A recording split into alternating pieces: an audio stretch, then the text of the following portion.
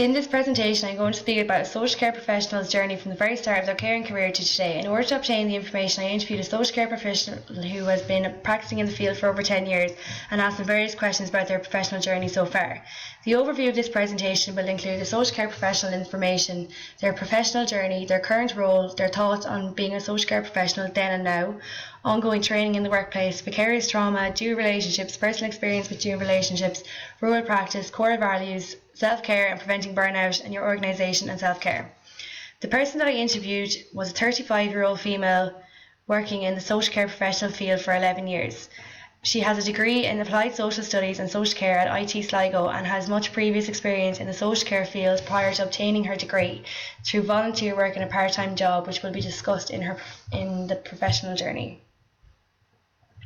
She started off her caring career at the age of 15, volunteering in a drama group for young people, which enabled her to secure a job in her community as a family support worker through a healthcare executive working in a house providing care for a young girl with disabilities.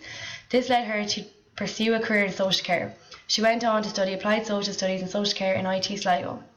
After she left college, she got a job straight away in a probation hostel where she worked for almost a year. She found it very hard to work with people who had already been through the system, as they had seen the worst of the worst, and she found that the success rate was very low. She decided to focus her career path on the preventative side of justice, and when an opening came up for her current job, she applied and got the job. Her current role is a youth justice coordinator in a Garda Youth Diversion project based in the northwest of Ireland. The job of a youth justice coordinator is to oversee the running of a youth justice project, which includes building positive relationships with young people, planning, developing, delivering and evaluating educational responses to issues such as drug abuse, youth homelessness, racism, bullying and other pressing issues with youth. She always knew that she wanted to work with and help people, and when she started her professional journey, she thought that people would want to be helped. But she soon came to realise that people don't always want to change their behaviour. This is not always okay, but as a social care professional, you have to be ready for whenever they decide they want to change their behaviour. As her career has progressed, she has learned to set smaller, more achievable goals in order to not leave herself feeling desperately disappointed. Within her job, there is a monthly skills audit with the Youth Justice Coordinator, the Youth Justice Worker and their overall boss to ensure best practices being provided. There is also an end-of-year review, which is a total review of you as a worker, pointing out the challenges you've had or any success stories of the particular year. This helps to highlight what area you may need training in. After the review, training is organised for each worker, such as assist training, TCI, counter-behavioural training and coping on. Vicarious trauma is when a person's inner identity or existence transforms as a result of utilising controlled empathy when listening to clients' trauma and content narratives.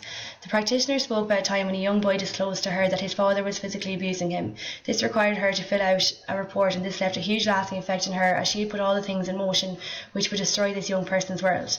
The practitioner chose not to take time off after this incident occurred, as she felt it would be too hard to come back to work after and she needed to keep herself busy. She spoke to a lot of other members of staff about the situation and how she was feeling about it. Although this is a very negative situation for the practitioner, the young person is a lot happier now and has a very positive attitude towards it and towards the project itself. Dual relationships as a social care practice refers to any situation where multiple roles exist between a social care practitioner and a service user. The most common types of dual relationships are social dual relationships, which is when a client is also a friend, and communal dual relationships is when the social care practitioner and the client are from the same small community, making it likely to run into each other. When asked about her experience with dual relationships, the practitioner explained that they are always hard to avoid while living and working in your catchment area, and it is important to establish boundaries that both service user and professional are happy with. In circumstances where she has been referred to a service user from her locality, she informs the referral assessment committee and asks them for advice. Once all parties agree, then she will engage with that young person. On one occasion, the practitioner was working with a group of young males and was struggling with their behaviour and attitude towards her. On a Saturday morning while working on her family farm, the group of young males arrived to the farm to work for the day with a man they'd employed as a farm contractor. She struggled hugely with the boundaries being blurred as a youth justice worker and then employer. Interestingly, the experience actually improved the relationship as they seen her in a different role, which allowed them to forge a relationship.